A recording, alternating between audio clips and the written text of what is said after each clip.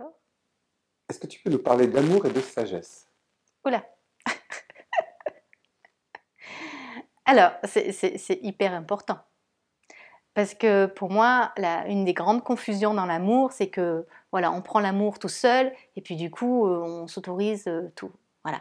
Mais avec la sagesse, justement, c'est cette petite graine de folie. Et effectivement, par rapport à la question juste avant, voilà, cette fantaisie, c'est à la fois cette graine d'amour et à la fois cette graine de sagesse qui viennent faire des choses pas possibles, quoi. Et, euh, et ça peut briser plein de murs, faire traverser des montagnes, ça vient fissurer, voilà, beaucoup, quoi. Et ça vient pas imposer. Voilà, donc c'est cet amour qui est là dans cette dimension de sagesse et qui vient créer une petite émulsion, c'est-à-dire que toute notion toute seule, elle peut être en déséquilibre parce qu'on peut aller dans un extrême.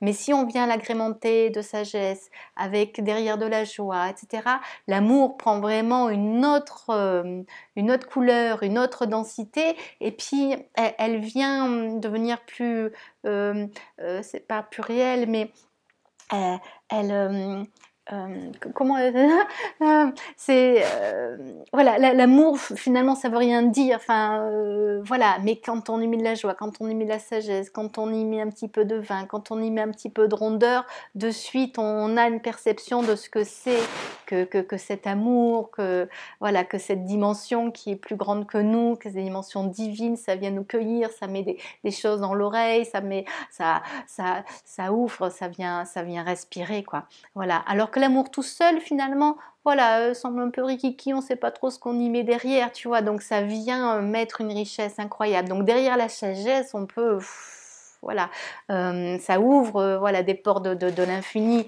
ça ouvre cette dimension d'un amour élevé. Comment? Parce que si on reste voilà, sur un plan très terrestre, voilà, il y a quelque chose qui manque. Voilà. Et cette sagesse vient de mettre cette couleur de l'âme qui est indispensable parce que sans notre âme, voilà, on manque de feu, quoi. Donc avec le mot sagesse, c'est un amour, mais avec un feu, mais pas un feu destructeur, un feu ou un feu destructeur oui, qui vient laver, voilà, et tout, on y va.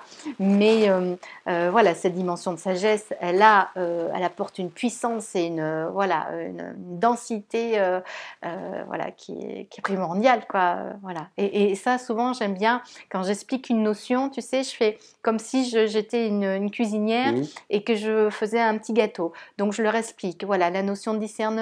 Oui, mais tout seul discernement, mais ça veut dire quoi finalement? C'est impalpable. Mhm. Alors oui, mais avec le discernement, il faut y rajouter un petit peu de farine. Oui, mais un Mhm. petit peu de chocolat. Oui, mais un petit peu de... Voilà. Et quand on en rajoute, mais ça devient plus concret. On comprend tout ce qu'il y a derrière cette notion qui est au début un simple concept et puis Mhm. qui peut être vide pour certains. Mais quand on rentre dans la cuisine, quand on touche d'autres ingrédients, on s'en rapproche. Et après, oui, ça crée un gâteau énorme. Puis tu as envie de manger, tu as envie de sentir, tu as tout préparé, tout ça. Et là, ça a une vraie consistance. Voilà, donc j'adore ta question en fait parce que voilà, derrière toi, je m'en bats.